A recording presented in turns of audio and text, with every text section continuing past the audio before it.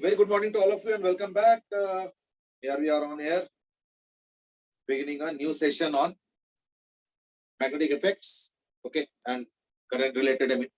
So today we will actually talk about current and effect of magnetic field on current. So that's what would be the agenda mainly. Good morning messages from Garv as usual. Pranam. Aryant, good morning. Parth. Answer the question also, and that is there a CPT this Thursday? Well, as far as my knowledge goes, it's not there. But अभी तक Tuesday, अभी तक मैंने CPT बनाया भी नहीं। खैर बनाने में तो एक दिन लगता है, but at least मैंने तो नहीं बनाया, तो like I don't know whether it's still there or not. ठीक है? Today we have, yesterday we have done a discussion on force on a moving charge. Now, what is exactly electric current? Electric current is also nothing but a moving charge. So therefore, if charge experiences force, so should an electric current carrying wire should also. Why? Because what is electric current carrying wire? Moving charge.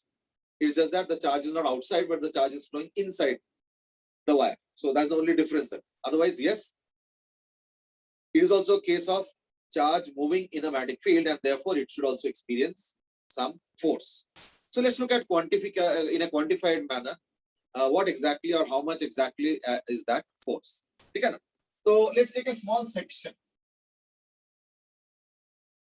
So like this could be a small section out of a long wire. Maybe the wire is like this or whatever. Could be like this. It's just that I'm taking a small section out of that. Okay? And let's say that section is of length dl. So I'm assigning a length vector to that. Now here comes a question is that again we are defining length as a vector. Okay? Obviously we'll protest कि length तो vector होता नहीं है. ठीक है. Bhabbe, you're asking the same question, that is Thursday CPT है या नहीं? As far as my knowledge goes, it's not there. ठीक है ना? But as I said earlier that current lecture तैयारी करके रखो. अगर इस Thursday ना भी हुआ तो अगले Thursday तो होना ही है. So therefore why not prepare it? इसलिए तुम मान के चलो कि इस Thursday है. वैसे अभी तक कुछ ऑफिशियल नहीं है, इसलिए मैंने भी पेपर नहीं. अगर ऑफिशियल होगा तो मुझे भी पेपर बनाना पड़ेगा. बट मेरा पेपर बनाना तो आसान है ना? उसको तो सिर्फ एक दिन लगता है. बट तुम लोगों का तो एक दिन में तैयारी नहीं हो पाएगा. Therefore you prepare till current electricity for CPT. Whether it is this week or next week, let's leave that aside. चलो, तो carrying on. DL भी एक टेम्पोररी वेक्टर है, ठीक DA जैसे DA वेक्टर थोड़ी हो, पर हमने DA के साथ एक वेक्टर प्रॉपर्टी असाइन किया या एसोसिएट किया या जोड़ा. तो वही चीज यहाँ पे भी हो रहा है, and that is DL vector. अब देखो इसका अगर area of cross section suppose A है, तो और अगर मान लो N is the number of charges और number of electrons in this case per unit volume अगर है, ठीक है ना? अगर ये है, in that case क्या होगा? Now number of charges will be N into A into L. This is the amount of charge. और अगर drift velocity V है तो यानी DL by V is the drift velocity. So this is the amount of charge. Amount of charge is N into AL is the total number of charges per unit volume into electronic charge कर दिया तो ये हो गया amount of charge. ठीक है ना? और तो QV क्रॉस B मैं कर सकता हूँ, कोई दिक्कत तो नहीं है.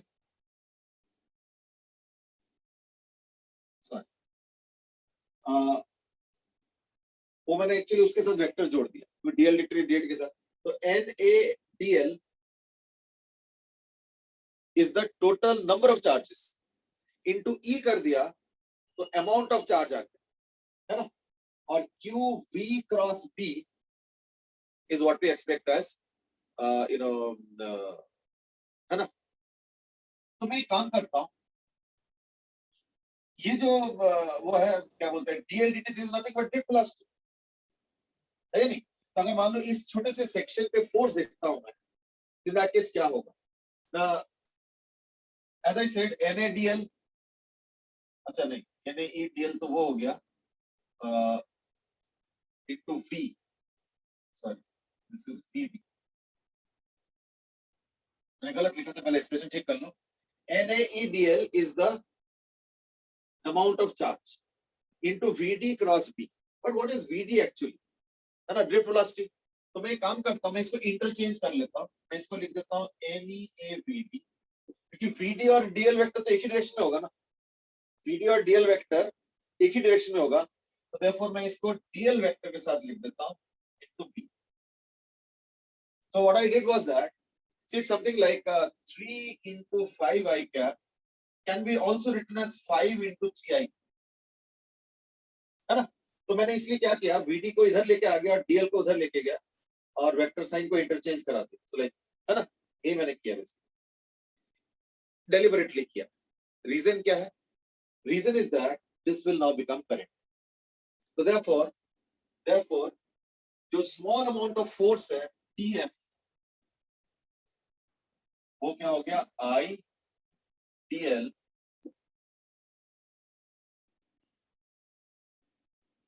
Cross B.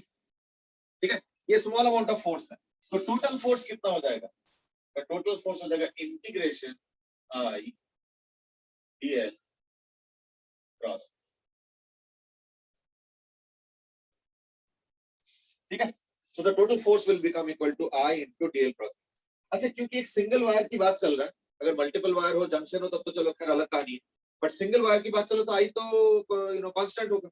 So therefore I can remove this I from the integration, or I can take it out, so it will become I into dl cross B. Got it? चलो, अब एक काम करो, इसके अंदर एक स्पेशल केस है. Special case क्या है कि सपोज एक वायर है ऐसे और यूनिफॉर्म मैग्नेटिक फील्ड है. मैग्नेटिक फील्ड यूनिफॉर्म, सपोज तो यूनिफॉर्म मैग्नेटिक फील्ड, और ये वायर अजीब सा है जैसे. तो इसके ऊपर नेट फोर्स क्या आएगा ना, इसके लिए मैं इस वायर को ब्रेकअप कर दूं. ये छोटा सा एक डीएल वेक्टर है, फिर यहाँ पे भी एक छोटा सा डीएल वेक्टर होगा, फिर यहाँ पे भी एक छोटा सा डीएल वेक्टर होगा. इस तरीके से होगा. यानी अगर इनको DL1 DL2 DL3 लिखोगे तो क्या होगा ना, I into DL1 cross B plus I into DL2 cross B. इस तरीके से पूरा सम अप होगा. Now that means I can write it as also cross B तो है ही है, यानी DL1 plus DL2 plus DL3, इस तरीके से क्रॉस B. Now तो इसको समझो, DL1 DL2 DL3 DL3, इसका समेशन क्या होगा? I can replace that by a single vector L vector. So that will be equal to I. यानी समझो, अगर मान लो कोई टेढ़े मेढ़े भी वायर होता है, टेढ़ा मेढ़ा वायर भी अगर होता है, और मुझे अगर उसके ऊपर टोटल फोर्स निकालना है, और अगर मैग्नेटिक फील्ड यूनिफॉर्म है, इन दैट केस क्या करेंगे, वो टेढ़े मेढ़े वायर से मुझे कोई मतलब, मुझे सिर्फ इनिशियल और फाइनल पॉइंट को ज्वाइनिंग करता हुआ एक सिंगल एल वेक्टर से मतलब, एल वेक्टर. लेकिन ये सिर्फ और सिर्फ यूनिफॉर्म मैग्नेटिक फील्ड में कर पाओगे, क्योंकि अगर नॉन यूनिफॉर्म होगा तब तो यहाँ पे फिर P1 P2 P3 ये सब भी होगा. फिर तो मैं इसको समेट के B नहीं लिख सकता ना कॉमन, तो फिर मैं नहीं कर पाऊंगा. ठीक है ना. तो देयरफॉर फाइनली क्या हो गया ना, अगर वायर थोड़ा कर्व्ड भी है और इनफैक्ट कोई वेल डिफाइंड कर्व्ड ना भी है, जैसे ये तो ऐसी रैंडम सा कर्व है, कल हो सकता है कि सेमी सर्कल सर्कल हो तो एक अलग कहानी, but then the point is that अभी तो रैंडम. तो ऐसे केस में भी मैं सीधा initial to final point join करके एक एल वेक्टर से मैं डायरेक्ट इस पूरे वायर के ऊपर फोर्स निकाल सकता हूं. अच्छा, इसका एक खुद का कंसीक्वेंस, इसका खुद का कंसीक्वेंस समझो. इसका कंसीक्वेंस ये हो गया कि अगर इसका कंसीक्वेंस ये हो गया कि अगर मान लो कोई क्लोज्ड लूप है, तो दैट मींस इसका भी एक स्पेशल केस है. क्या है? For a closed loop,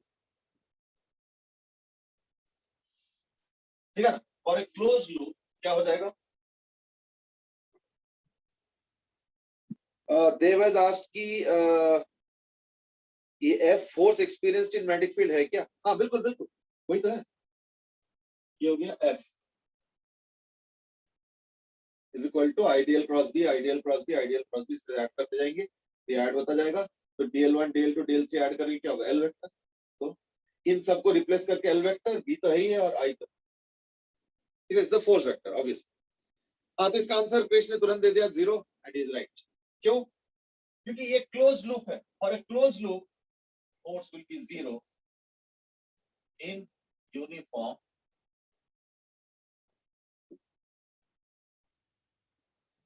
magnetic. ध्यान रखना, लेकिन नॉन यूनिफॉर्म के लिए मैं कोई कमेंट नहीं कर रहा, जो नॉन यूनिफॉर्म में तो फिर B1 B2 B3 हो जाएगा, फिर तो पता नहीं क्या होगा, 0 होगा नहीं। लेकिन अगर क्लोज लूप है तो क्या होगा, DL1 DL2 DL3 DL4 DL5 DL10 करते करते करते यहीं पे आ रहा है, तो नेट मिला के क्या होगा, 0 ही हो जाएगा क्लोज लूप के लिए DL वेक्टर का समेशन, वो चीज। It's like displacement. I mean basically इन दोनों, इन सबका जो एडिशन होता है ना, इट्स ऑलमोस्ट लाइक डिस्प्लेसमेंट, और डिस्प्लेसमेंट मतलब होता है shortest distance from initial to final, तो वो डिस्प्लेसमेंट वेक्टर की तरह ही होगा। It is that I am not calling it as displacement, क्योंकि यहाँ पे स्टैटिक हुआ है, तो कोई डिस्प्लेसमेंट तो हुआ नहीं, कुछ डिस्प्लेसमेंट दिखे नहीं, है ना, कोई दिखेगा भी नहीं, तो देखो उसको डिस्प्लेसमेंट वेक्टर से मैं बोलना नहीं चाह रहा हूँ, but effectively what we are doing is actually displacement vector, effective, ठीक है ना, ये चीज। चलो, so that was about the introduction. तो हमने अभी देखा कि जो फोर्स होता है तो करंट कैरिंग वायर, उसका जनरल फॉर्मूला तो हो गया आइडियल क्रॉस बी, और अगर मान लो यूनिफॉर्म मैग्नेटिक फील्ड वाला स्पेशल केस है तो ये वाला चल सकता है, और नहीं तो ये वाला भी चल सकता है। अगर लूप हुआ तो फोर्स 0 आए, लेकिन मैग्नेटिक फील्ड यूनिफॉर्म है तो। चलो, with that backdrop now let's discuss a few questions and then we will continue, ठीक है। तो मैं एक आध क्वेश्चन देता हूं पहले।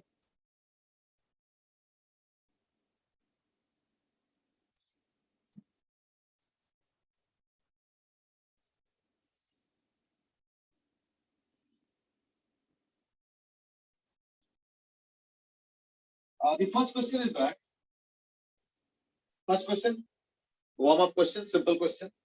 सपोज एक वायर है और इसका है lambda is equal to mass पर यूनिट लेंथ, ये दिया हुआ, और इसका करंट इधर है, ठीक है, और मैग्नेटिक फील्ड, ठीक है, मैग्नेटिक फील्ड बी पूछा गया, मैग्नेटिक फील्ड बी वेक्टर पूछा गया है, सो दैट, ठीक है ना, so that the wire ends in here, ठीक है। गुड। मैं ना वेक्टर वेक्टर फॉर्म में पूछा था, इसलिए मैंने बोला था।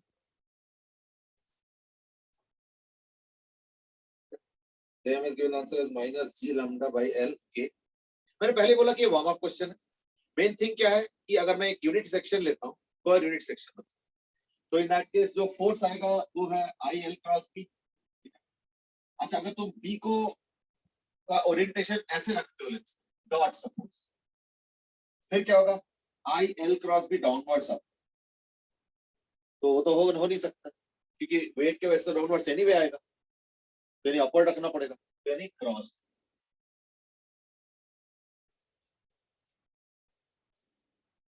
ठीक है। नाउ यू माइट से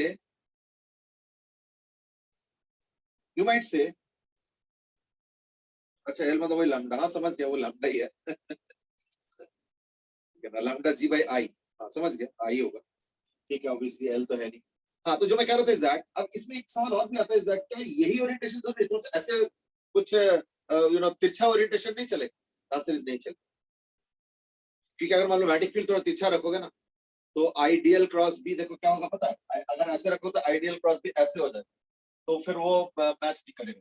यानी हमें चाहिए कि आइडियल क्रॉस बी यानी ideal cross B should be exactly vertically opposite, तो देयरफॉर माइनस के कैप ही एकमात्र ओरिएंटेशन जो कि फिट, यानी देखो I L cross B force ऊपर, तो आई एल बी फोर्स ऊपर कब होगा, जब magnetic field minus K cap, यानी सबसे पहले बात तो मैग्नेटिक फील्ड आ गया माइनस, ये जरूरी है। फिर that will be equal to lambda L is the mass of this, L एक का मास ही इनटू जी, एल तो खैर कैंसिल हो जाएगा, एल तो कुछ नहीं है, तो B is equal to lambda g by I और माइनस के, यानी B is equal to minus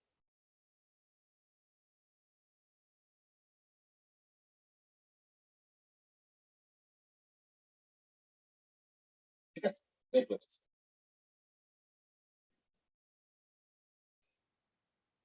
और देखो कंपोनेंट्स अगर रखोगे ना तो फिर वर्टिकली अपवर्ड फोर्स नहीं हो पाएगा ना फिर, ये चीज ठीक है। हाँ एक कंपोनेंट हो सकता है वो है अलोंग द वायर, तो अलोंग द वायर तो कुछ भी रखोगे। मेन मुद्दा क्या है कि वर्टिकल जो है माइनस के कैप ही रखना पड़ेगा, ये असली जो कंपोनेंट। बाकी अगर कोई कंपोनेंट इसके अलोंग हो doesn't matter, so it could be anything along I cap और माइनस आई, ठीक है।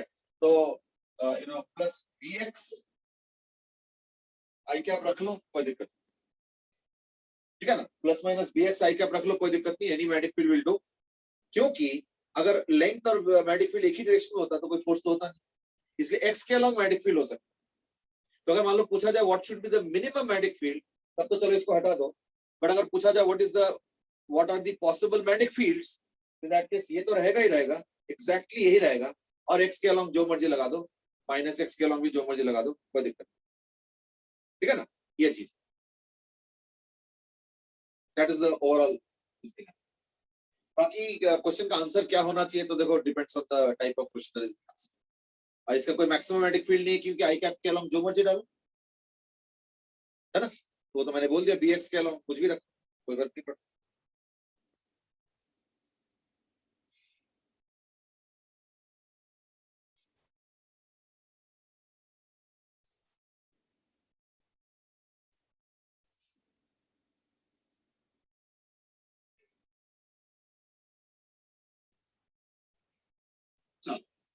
चलो फर्स्ट क्वेश्चन, इसके बाद है, इसके बाद है कि सपोज मैंने क्या किया, एक वायर को ऐसे जोड़ दिया, मतलब something like this, like constraint wire, एक एल लेंथ का पोर्शन है, बाकी है लेकिन ये एल लेंथ का पोर्शन, मैं सिर्फ एल लेंथ के पोर्शन में ही इंटरेस्टेड, तो बाकी करंट है, मान लो मैग्नेटिक फील्ड इसी रेंज में है, ठीक है।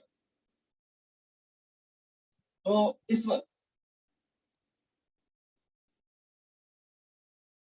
सिर्फ एल लेंथ तक मैग्नेटिक फील्ड है, इधर मैग्नेटिक फील्ड जीरो है,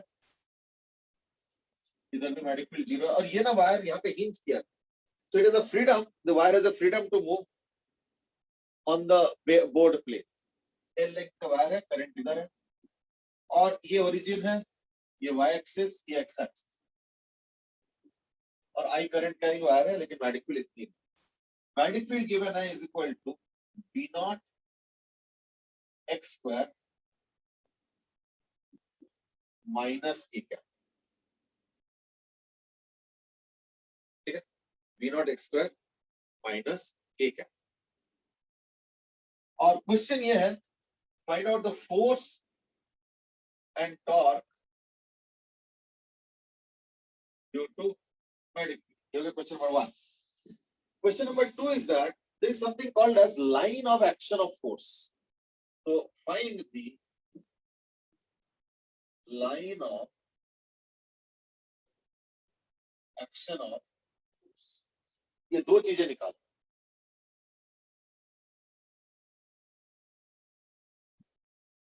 Okay, Dev has asked that wire भी तो मैग्नेटिक फील्ड प्रोड्यूस करता है, उसका कोई इफेक्ट नहीं होगा। देखो वायर के खुद के मैग्नेटिक फील्ड की वजह से खुद को फोर्स नहीं लग सकता, है ना, ये तो पढ़ा ही है तुम लोगों ने भी, इज दैट वो इंटरनल हो जाएगा, तो देयरफॉर उसकी वजह से कोई असर नहीं। वायर करंट कैरिंग वायर पे जो फोर्स लगेगा ना वो purely because of external magnetic field है, ये चीज।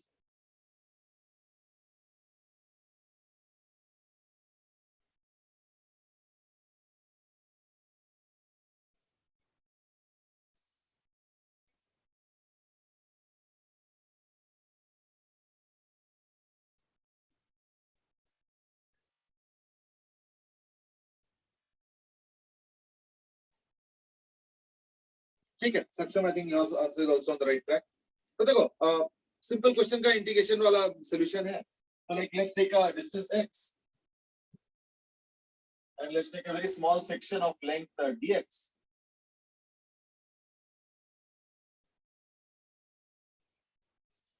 तो इस पे फोर्स निकाल लेते हैं, I D L cross B.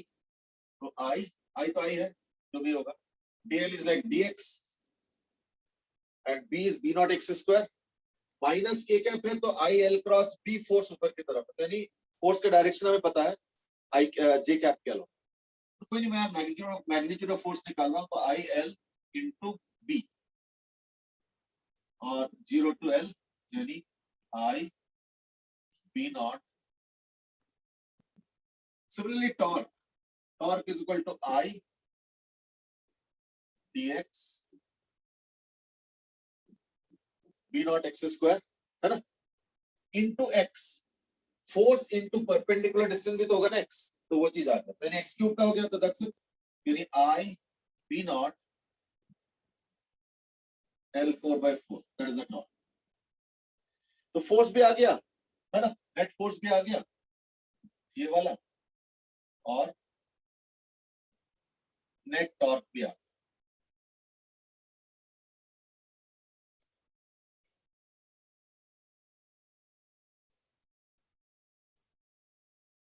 ठीक है ना, ये चीज। तो अब line of action of force का मतलब क्या होता है? देखो ये अच्छा है ना, line of action, line of action of force का मतलब होता है कि देखो, अगर मान लो अलग अलग जगह पे अलग अलग टाइप के फोर्सेस एक्ट कर, तो उसका जो जनरल वो होता है कि जैसे मान लो इस पॉइंट पे वो line of action of force, मान लो यहाँ पे F1 एट ए डिस्टेंस R1, यहाँ पे मान लो F2, है ना, एट ए डिस्टेंस R2, मान लो यहाँ पे F3, है ना, एट ए डिस्टेंस R3, इस तरीके से अगर एक्ट कर रहा है, इस तरीके से कर, तो line of action of force का मतलब क्या होता है? एक ऐसे सिंगल फोर्स जो कि इन सबके समेशन के बराबर हो, तो उसको मैं कहां पे लगाऊं कि नेट टॉर्क वही रह जाए। तो line of action of force generally x bar, इसको बोलते हैं sigma F I R I by sigma F I, यानी total torque by total force is equal to total torque upon total force. या तो total torque upon total force, है ना, तो therefore line of action हो गया equal to 3L/4। So this is the idea of line of action,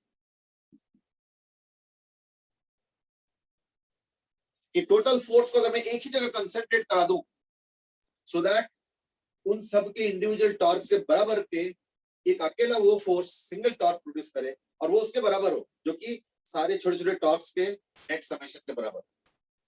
और force भी कैसे, ना टोटल जो फोर्स एक्ट कर रहा है उसके बराबर का एक सिंगल फोर्स किसी एक जगह पे, सो दैट वो टोटल टॉर्क के बराबर। तो वो जो किसी एक जगह पे वाला जो पॉइंट है, लाइन है, उसी को हम लोग बोलते हैं line of action of force. In this case it turns out to be 3L/4। बस इसको इससे डिवाइड करो as per the definition, total torque by total force. तो टोटल टॉर्क ये है, टोटल फोर्स ये है ना, and divide, that's it. So you get the answer as 3L/4। Jasraj के थोड़े से फैक्टर्स, मुझे लगता है जसराज तुमने कुछ कैलकुलेशन, अच्छा नहीं, प्रिंटिंग टाइपिंग, ठीक है, वो मुझे लगी, ठीक है, you written it right, don't, ठीक है ना। तो that's how we will get the answer for line of action of force. ठीक है, चलो, तो next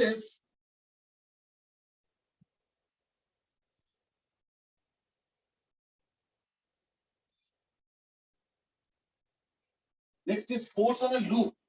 now you might say, अभी तो आप कह रहे थे कि लूप पे फोर्स 0 आएगा, तो लूप पे फोर्स हमेशा 0 नहीं आएगा।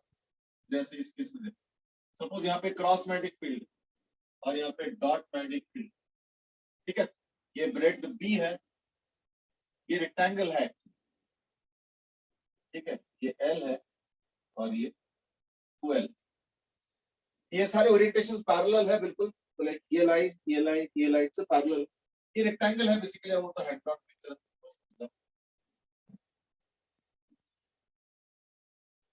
Find out the force on this loop. Find force on this loop. ठीक है,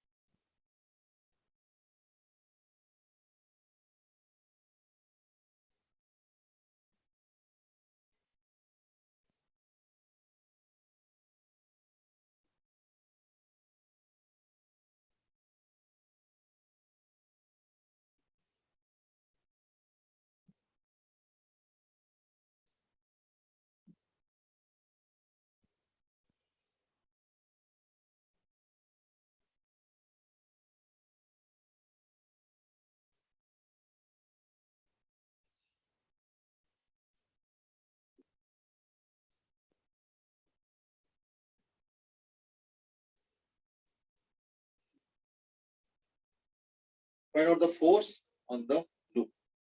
Different answer, that is minus 3 IBB I cap. Jasraj has now changed the answer to 3 IBB I cap. I think सबका answer वही आ रहा है. Rishabh Jain also minus 3 IBB I cap. चलो ठीक है.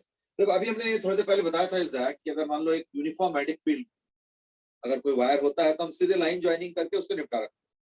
तो यहाँ पे भी यही होगा. ये देखो ये वाला जो वायर जा रहा है यहाँ से लेके यहाँ तक ये तो सारी यूनिफॉर्म मैग्नेटिक फील्ड है. वो अलग बात है कि इस तरफ और इस तरफ यूनिफॉर्म तो नहीं है. और अगर वो भी होता ना तब तो फोर्स आंसर 0 होता. अगर पूरा ही लूप अगर यूनिफॉर्म मैग्नेटिक फील्ड में होता तब तो फोर्स 0 होता, तब तो कोई कहानी नहीं. लेकिन यहाँ पे आधे कुछ और है आधे कुछ और इसमें ये 2L और L का कोई रोल नहीं. क्यों? क्योंकि इस पोर्शन का मैग्नेटिक फील्ड की फोर्स के जो वजह होगा वो होगा यहां से लेके यहां. ये यहां से एंट्री और यहाँ पे एग्जिट, तो यानी L वेक्टर ये होगा. तो I L क्रॉस B, ये देखो L और B डॉट है, ये देखो यानी फोर्स हो गया I कैप के. और दूसरे वाले में ये एंट्री पॉइंट है ये एग्जिट पॉइंट है, तो L वेक्टर ऐसे हो. और पहले वाले में L वेक्टर ऐसे हो. ठीक है ना. तो I L क्रॉस B से हो गया. तो I इंटू L बोलते B है, इसके लेंथ मतलब B है और 2B देन 2 IBB. और इसका क्या होगा ना, इसका क्रॉस है तो इसका भी वही होगा. देखो यानी नेट हो गया 3 IBB I plus I cap में आंसर है. सक्षम इज गिवन 5 नहीं 5 नहीं होगा 3 होगा. ठीक है ना. Rishabh is given -3, Jasraj +3, they have -3. Okay Krish is given IBB. मतलब ये कि एक तो आंसर करेक्ट तो है बट डायरेक्शन को लेके कुछ इश्यूज है इट सीम्स. तो आई थिंक अब तो हो गया. L vector cross B vector. तो L जैसे इधर वाले के लिए स्टार्टिंग और एंड पॉइंट है तो L वेक्टर ऊपर की तरफ और B डॉट यानी फोर्स I कैप है. और इसका भी वही हो रहा है. इसका ऐसे हो गया L वेक्टर लेकिन फिर अंदर जा तो इसका भी फोर्स उधर ही आ रहा है. ये क्रॉस है ना मैं इसलिए उधर ही होगा. तो इसका तो IBB है. इसका तो ट्वाइस B की एक वैसे हुआ. इसका आंसर I कैप में आ रहा है ना कि माइनस I कैप में. सो दैट ठीक है ना. बाकी तो और कुछ नहीं. चलो let's move on now.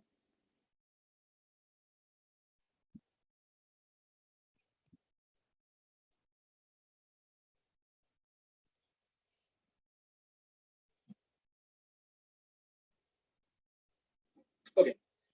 Next idea, or rather next discussion, is on torque on a loop.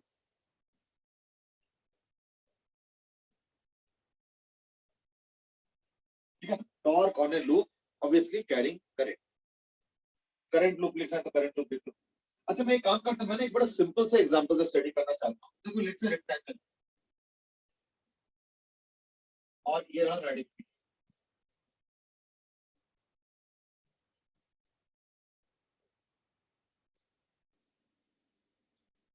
Uniform magnetic field है, रेक्टेंगल है, करंट कैरिंग वायर है और अदर करंट कैरिंग लूप है. तो as per our theory a current carrying loop in a uniform magnetic field will experience exactly 0 force. I think that's done. यानी इस loop पे force तो 0 है. So therefore force on the current carrying loop 0 आएगा. क्यों? Because it is satisfying everything. Current carrying loop है, uniform magnetic field है तो force 0. चलो done. Now what I do is that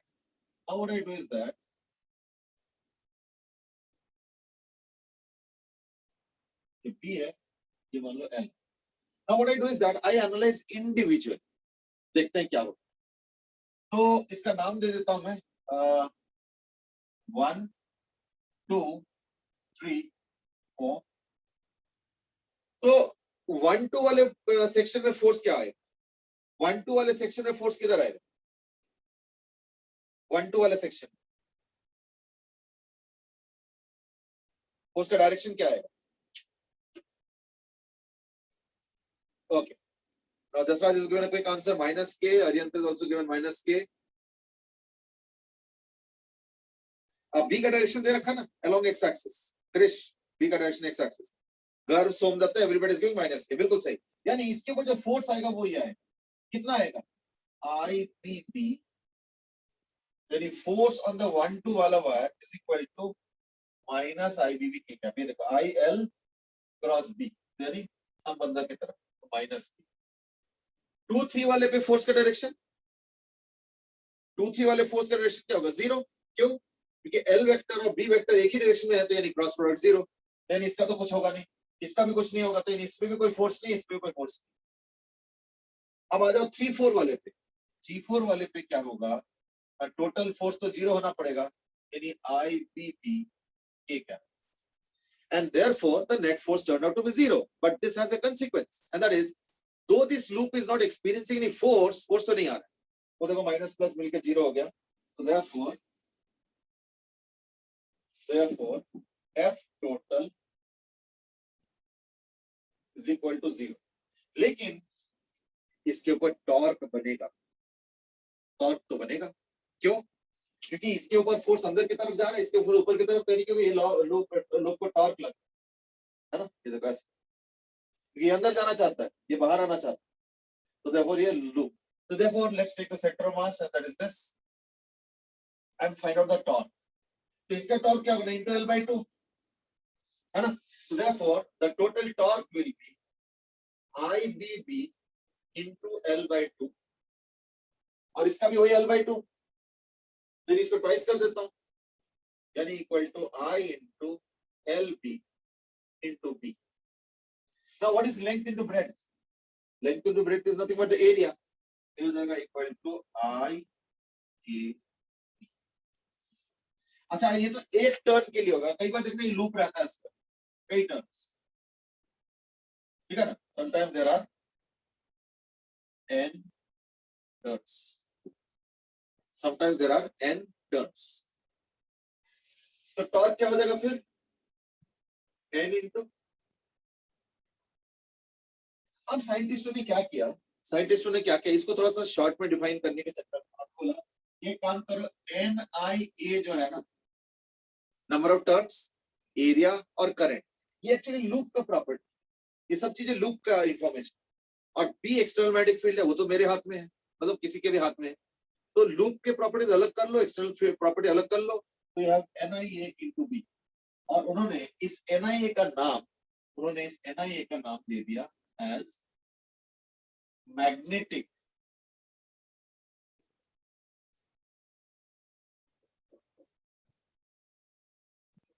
dipole moment, उन्होंने इस NIA का नाम दे दिया मैग्नेटिक डाइपोल मोमेंट, तो उसका सिंबल हो गया कैपिटल M, कुछ बुक्स में म्यू भी लिखते हैं, तो कैपिटल M, यानी therefore torque is equal to M into B. लेकिन एक अड़चन आ गया कि टॉर्क का वैल्यू तो आ गया, लेकिन टॉर्क तक वेक्टर क्वांटिटी है, तो ये तो सिर्फ मैग्नीट्यूड दे रहा है, अब इसका वेक्टर फॉर्म मुझे कैसे पता चलेगा कि टॉर्क का डायरेक्शन क्या है, जैसे इस केस में तो टॉर्क का डायरेक्शन आ जाएगा, क्योंकि इस केस में टॉर्क का डायरेक्शन कैसे होगा ना, अगर मान लो ये लूप है, तो ये अंदर जाना चाहता है, ये बाहर आना चाहता है, तो ऐसे होगा, है ना, so you have this is the torque, so like you know this is the direction of torque, ऐसे, तो यानी माइनस जे कैप, है ना, तो ये हो गया minus J cap. Ariyant has asked कि Arjun has asked कि is it clockwise rotation? Actually देखो ना, clockwise anti clockwise is slightly controversial in this. मैं बताता हूँ क्यों. जैसे अगर मान लो यहाँ से देखूंगा ना, तो अगर clockwise anti clockwise नजर आएगा, तो उसी इवेंट को यहाँ पे करके अगर मैं यहाँ से देखूंगा तो अलग नजर आएगा, तो यानी ऐसे देखूंगा तो अलग और ऐसे देखूंगा तो अलग नजर आएगा, तो therefore वो थोड़ा सा कंट्रोवर्शियल, या तो बताओ कि कहाँ से देख रहे हो, तो then I will be able to better answer कि clockwise या anti clockwise. So let's not go by clockwise anti clockwise. Let's do it like this. Plane of the rotation के perpendicular right hand thumb rule, है ना, वो ज्यादा अच्छा. तो देखो इस केस में ये आ गया, यानी प्लेन ऑफ रोटेशन हो गया XY प्लेन, है ना, देख लो अच्छे से, plane of rotation is XY plane, और रोटेशन का सेंस देखो ऐसे, तो यानी इस केस में जो मैंने दिखाया था वो है माइनस जे का, पर वो माइनस जे तो यहां से नहीं मिलेगा, ये तो सिर्फ मैग्नीट्यूड दे रहा है. That's number 1. Number 2 is a more interesting question that has been asked by Ariyant is that ये तो सिर्फ इनिशियल टॉर्क है, बिल्कुल सही बोल, ये तो इनिशियल टॉर्क. एक्चुअली क्या होगा, जैसे ही टॉर्क के इस तरफ घूम जाएगा ना, अब एंगल भी आ गया, यानी एंगल का भी रोल आएगा, तो देखना एम भी नहीं आएगा, कुछ और है। अब वो क्या आएगा वो डिराइव करना पड़ेगा। तो therefore what I'm trying to understand is that कि इससे आंसर तो आ गया इस वक्त यानी थोड़ी देर बाद का मुझे नहीं पता। That's why Aryan is asking भाई ये तो इनिशियल है, बाद में क्या होगा, बाद में चेंज होगा, बट चेंज होगा क्या होगा वो भी हम डिराइव करेंगे, अभी वही करने वाले। पर इतना तो मालूम है कि इससे वेक्टर आंसर हम नहीं दे पाए। तो साइंटिस्टों ने फिर सोचना शुरू किया कि लाइक वेक्टर आंसर हम कैसे दें। तो इन द मीनवाइल ये जो इंपॉर्टेंट आइडिया बताया गया था या क्वेश्चन पूछा गया था कि अगर मान लो वो हो जाए, क्या बोलते हैं, मुड़ जाए, तो मुड़ेगा ही, तो मुड़ जाएगा तो क्या हो। So let's do one thing, मुड़ जाएंगे तो क्या होगा उसके लिए एनालाइज कर। तो लेट अस से अब क्या हो गया, ये मान लो मुड़ गया बाय सपोज एन एंगल 5, ठीक है, मुड़ गया suppose by an angle of 5। तो ये पहले था, अब मुड़ गया,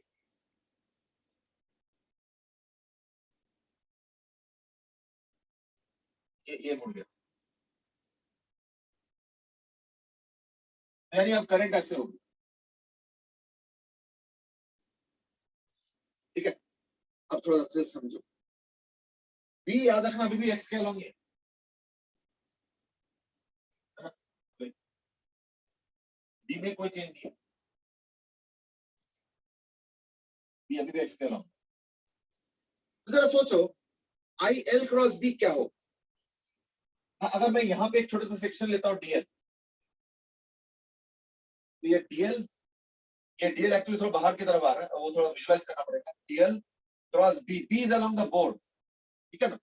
तो एक्चुअली क्या हो गया ना, ये मान लो कुछ ऐसे हो गया, मुड़ गया ना, तो डीएल इसी के अलोंग हो गया वायर। मैं ऊपर वाला वायर देख रहा हूँ, अभी और वायर्स है बट अभी एक एक करके देख।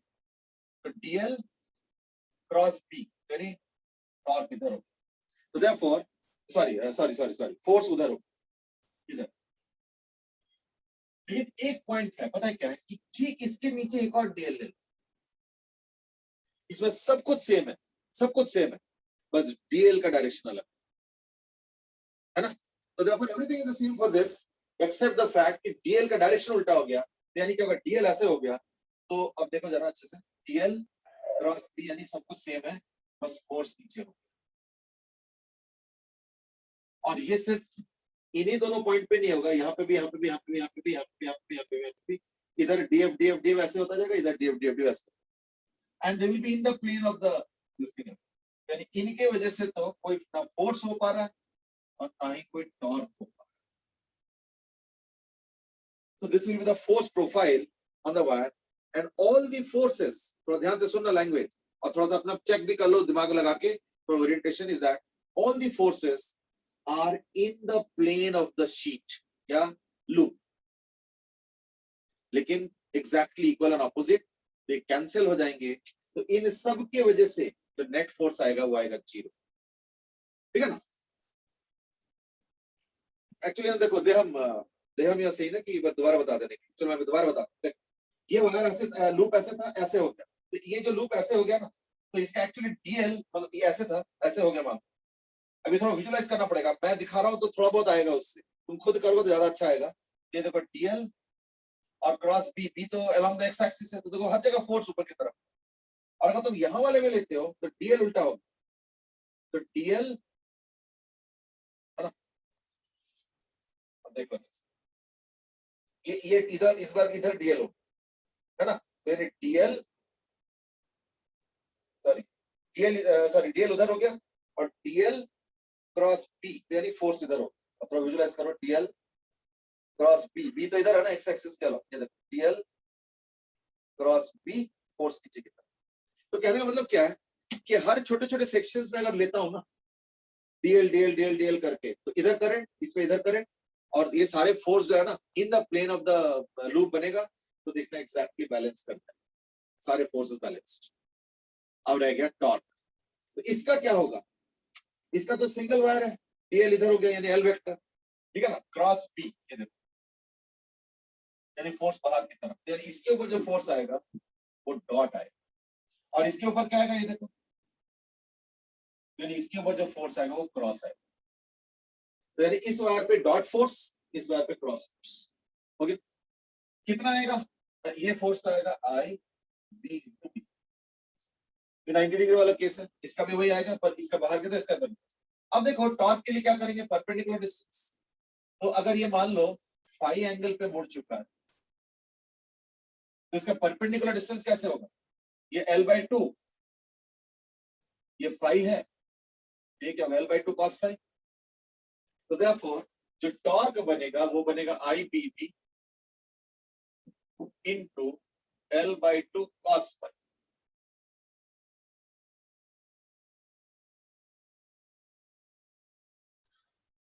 सो मैं लास्ट के डॉट और क्रॉस कैसे है ना, ये तो फील करो, ये देखो डीएल क्रॉस बी, देखो किधर आ रहा है, बाहर की तरफ, डीएल क्रॉस बी, बी तो एक्स एक्सिस के अलग है, डीएल क्रॉस बी, ये देखो बाहर, और इसका देखो डीएल क्रॉस बी, ये देखो अंदर की तरफ, तो डॉट और क्रॉस।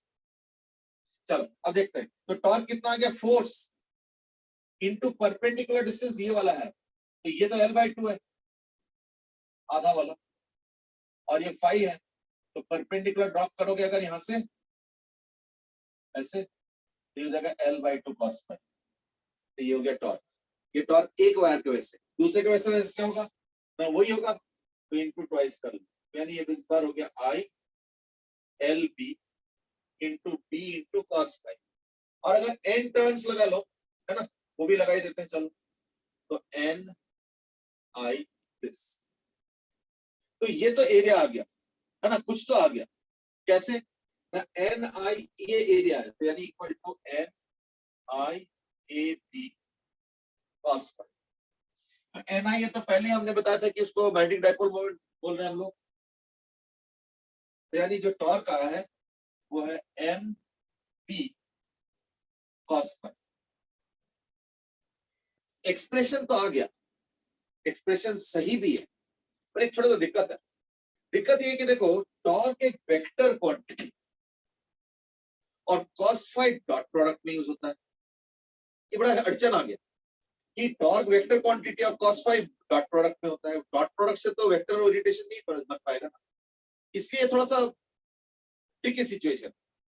इसलिए साइंटिस्टों ने पता क्या किया, साइंटिस्टों ने बोला एक काम करो, इस लूप के परपेंडिकुलर एक वेक्टर डिफाइन कर लो, ये यानी मैग्नेटिक डाइपोल मोमेंट को अब स्केलर नहीं वेक्टर समझो, कैसे, इस लूप के perpendicular, but then you might say perpendicular इधर वाला क्यों नहीं लिया ना, वो हम लेंगे according to right hand thumb, कि करंट का जो ओरिएंटेशन होगा उस हिसाब से लूप करो, तो जो थंब होगा वो दिखाएगा। तो देखो ये करंट का लूप का डायरेक्शन, ऑब्वियसली फिर वो ऐसे ही जाएगा, तो ये मैंने कर दिया एम। इससे फायदा क्या हुआ, अब मैग्नेटिक फील्ड बी इधर है, ये बी है, और ये एम वेक्टर हो गया परपेंडिकुलर टू द लूप, देखो लूप के परपेंडिकुलर। तो अब एक काम करो, इसको थीटा कहें, तो अगर cos फाई है तो यदि cos ऑफ 90 माइनस थीटा है ना, क्योंकि फाई और वो मिला के तो 90 डिग्री है ना, यहाँ पे फाई और थीटा मिला के 90 डिग्री, तो cos फाई को मैं लिख सकता हूँ cos 90 माइनस थीटा, तो this can be written as M B cos 90 minus theta, यानी एम बी साइन थीटा। अब तो साइन थीटा फॉर्मेट आ गया, यानी अब हम इसको लिखेंगे एज क्रॉस प्रोडक्ट। तो अब हम लिखेंगे finally cross product as torque vector as cross product M cross B.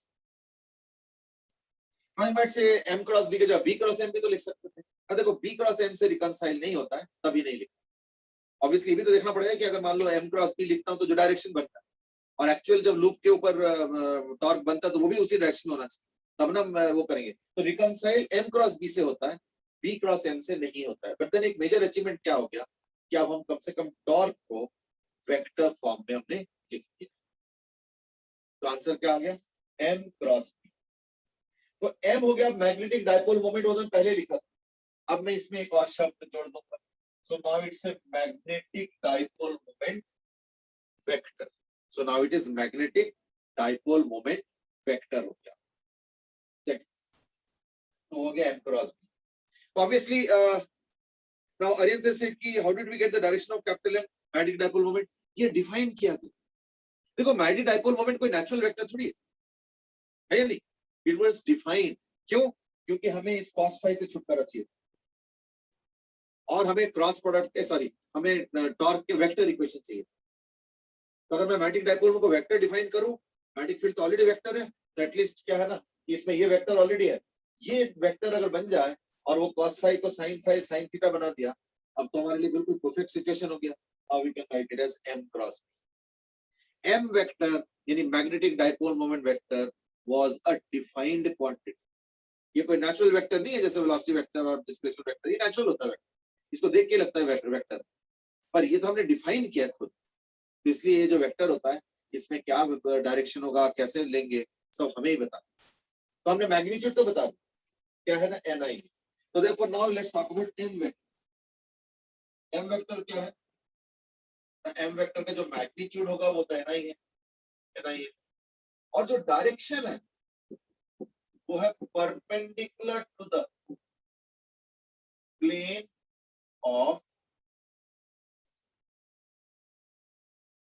Current loop, ठीक है ना, perpendicular to the plane of current loop.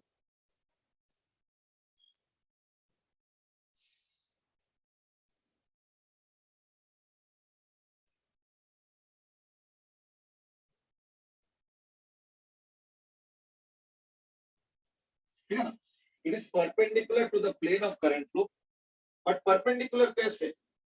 Given by right hand thumb rule. अब राइट हैंड थंब रूल कैसे है ना, तो इसके है कि curl the fingers along current, thumb gives the direction।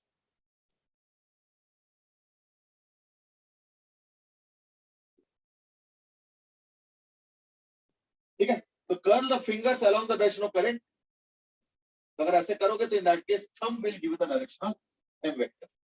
तो अगर मान लो ये लूप है, जैसे मान लो ये लूप, ठीक है, रेडियस r है और n turns,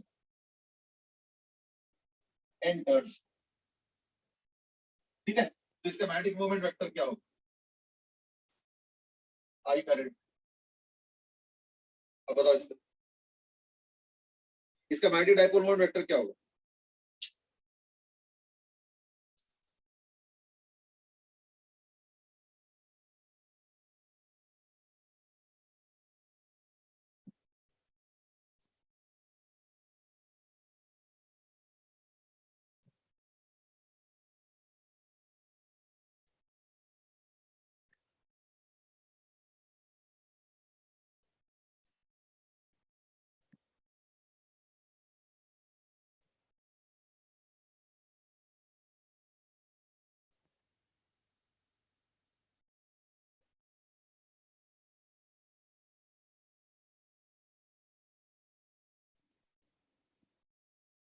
Okay, there is a question now and that is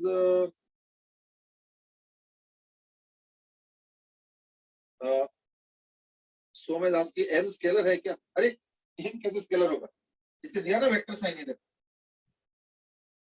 है ना, तो अब हमने मैग्नेटिक मोमेंट को वेक्टर बना दिया, इसमें मैग्नीट्यूड होगा NIA, number of turns, current, area, और वेक्टर कैसे होगा ना, as I said perpendicular to the loop. तो जैसे इस केस में क्या होगा ना, इस केस में बिल्कुल सही लिखा है सब लोगों ने, दैट इज जिन्होंने लिखा, मतलब 2-3 आंसर्स आए हैं, 3-4 आंसर्स आए हैं, इससे भी ज्यादा है।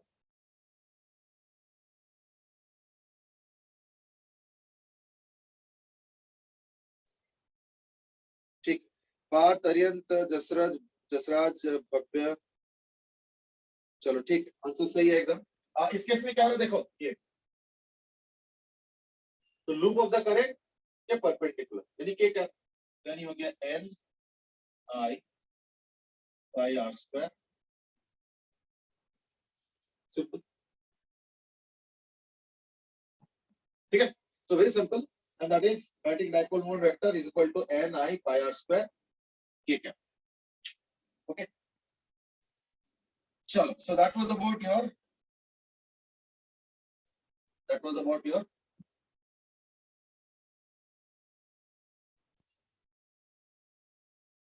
magnetic dipole moment and also torque related to that. Okay. What I now do is that let us say मैं क्या करता हूँ कि एक लूप को रखता हूँ मैग्नेटिक फील्ड के अंदर और हमें बताना है कि अलग अलग पॉइंट्स के मूवमेंट कैसे हो. ठीक है. तो जैसे सपोज ये आ गया लूप. अब मैंने मैग्नेटिक फील्ड दे दिया ऐसे. ठीक है. और ये आई करंट है ए बी सी और D. Describe the movement. To describe the movement of A, B, C, D at this moment. Of course, एक बार मुड़ जाएंगे तो थोड़ा अलग हो जाएगा. बट इस वक्त A, B, C, D के मूवमेंट कैसे हो? और तुमको बताना I cap, J cap, K cap, minus K cap, minus J cap, minus I cap, जो भी हो. You have to tell the direction. ठीक है? So what will be the direction of movement of each point in this case?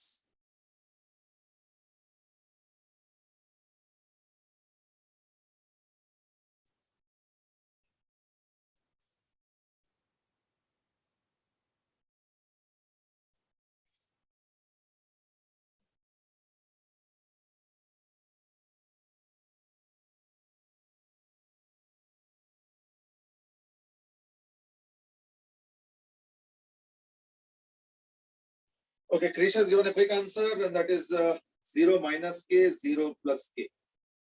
The answers that are all coming up till now is 0, minus K, and 0, and then plus K.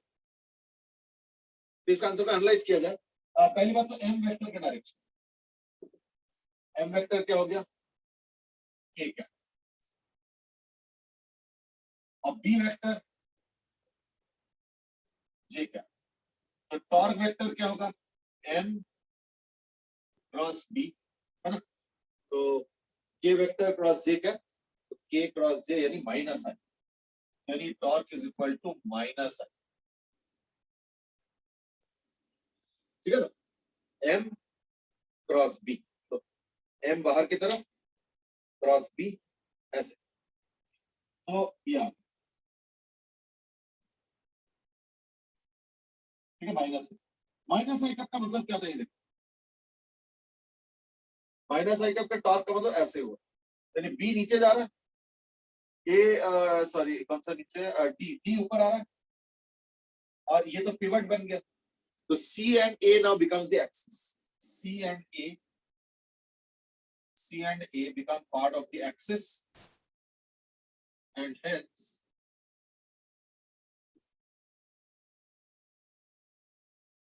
No movement. ठीक है ना? C and A is part of the axis and hence no movement. और बाकी क्या रह गया? B. B is now going downwards, तो यानी B minus K क्या? बिल्कुल सही. और B जो है plus K. That actually gave us an insight of how exactly, so your answer is also correct. How exactly the functioning of the torque is happening in this particular case है. ठीक है ना? चलो मैं इसके ऊपर एक क्वेश्चन दूंगा, that is, suppose मैंने क्या किया,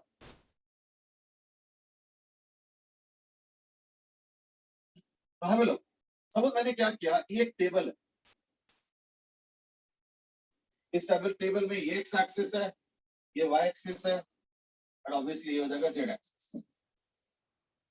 ठीक है. और मैंने क्या किया, एक स्क्वायर रखा है, स्क्वायर है. So this might be looking like a parallelogram, but this is a square. This is 90 degree. And length है. और मतलब ये डायगोनल है, तो इसको नहीं कर पाया, तो भी तो समझ जाओ थोड़ा सा.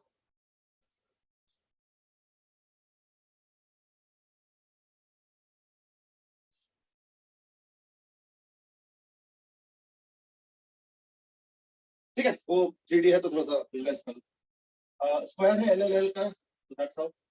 इसका जो मास है वो m है, और इसका जो नंबर ऑफ टर्न्स है वो n है, तो नंबर ऑफ टर्न्स भी है वो है n। ये स्क्वायर लूप का मास है।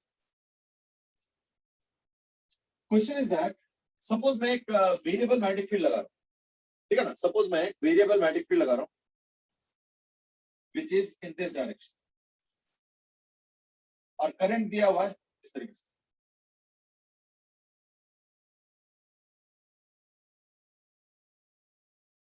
ये डायरेक्शन ऑफ करंट है आई, और एक वेरिएबल मैग्नेटिक फील्ड लगाया मैंने एक्स एक्सिस पर, ठीक है, यानी बी इज इक्वल टू के टी आई, ये दे रहा। Question is when will the square get lifted?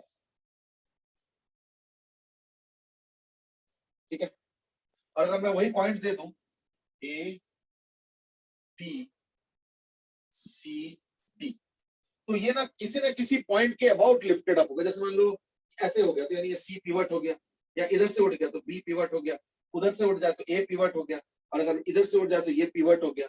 Also, when will the square get lifted up? Also, find the pivot point. Pivot point का मतलब होता है जिस पॉइंट को पिवट बना के ये उठ जाए। तो पिवट पॉइंट का कंसेप्ट कुछ ऐसे है, जैसे मान लो ये हो और ऐसे था, और मान लो ऐसे उठ गया, ऐसे उठ गया, तो यानी ये जो कॉर्नर हो गया ना, देख लो अच्छे से, ये जो कॉन्टैक्ट वाला कॉर्नर पॉइंट हुआ ना, ये वाला, ये पिवट हो गया।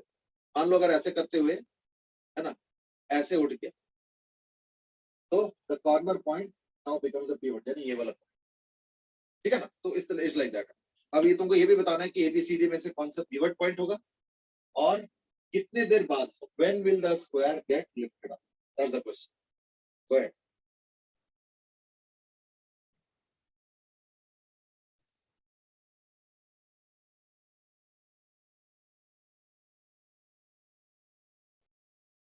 कितने देर बाद ये लिफ्टेड अप होता है, दैट्स द क्वेश्चन।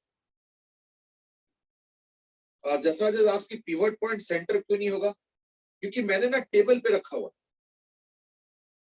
तो अगर टेबल के ऊपर अगर मान लो एक लूप रखा है ना, मान लो ये टेबल और ये लूप है, तो सेंटर के अबाउट तो नहीं हो पाएगा ना, तो कुछ ऐसे होगा, तो कोई ना कोई कॉर्नर या कोई साइड होगा, तो वो चीज होगी। ओके, आदित्य सेज कि the pivot point will be this time C. Okay, फिर ये भी टाइम निकाल लो कितने टाइम बाद होगा, I think that will complete the entire question. Okay, Krish has also said कि the pivot point will be C.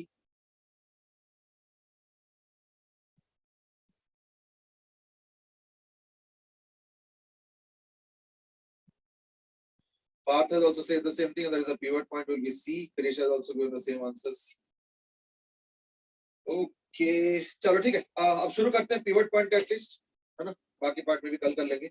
Pivot point का हिसाब क्या है, देखो कि ये जो जिस तरीके से लूप मैंने दिया है, थोड़ा सा देख लो ध्यान से, इज दैट इसका जो m वेक्टर होगा ना वो k कैप, ये देखो, है ना, तो therefore m vector this time is k cap, और जो b वेक्टर है वो तो दिया है i कैप, तो टॉर्क वेक्टर क्या होगा, a क्रॉस i, ठीक है ना, तो k क्रॉस i क्या होता है, j कैप, यानी ये हो गया टॉर्क वेक्टर। तो टॉर्क वेक्टर ये j कैप हो गया, यानी ऐसे, यानी a पॉइंट ऊपर उठना चाहता है, तो a पॉइंट ऊपर उठना चाहता है, c पॉइंट नीचे उठना जाना चाहता है, बट देन c तो नीचे नहीं जाएगा, टेबल पे अटक जाएगा, तो यानी c point will become the pivot, तो c point will now become the pivot point, और ये ऐसे उठेगा, a पॉइंट जो है ना ऐसे उठेगा, साथ में d और b भी उठेंगे, ठीक है ना, ये तो पूरा ही चीज उठेगा, सिर्फ एक पॉइंट बस टेबल पे रेस्ट पे रहेगा, कॉर्नर ये वाला, बाकी तो पूरा ही उठ जाएगा, है ना। But I was just referring to the point which will have the maximum movement, which is A. इनके भी होंगे पर इनके थोड़े कम होंगे, तो like this will be having a slightly more movement, तो A, और pivot point हो गया C, यानी C point जो है ना टेबल पे रेस्ट में रहेगा, यानी वो पॉइंट टेबल पे रहेगा और बाकी पॉइंट ऊपर उठ जाएगा। चलो कोई बात नहीं, इसके आंसर भी है, but then that we will probably switch on tomorrow and we'll have one or two more questions of this kind to be solved. ठीक है ना, तो वो भी हम लोग कल ही करेंगे. ठीक है, so therefore we'll carry on tomorrow now with the same discussion, and that is on torque.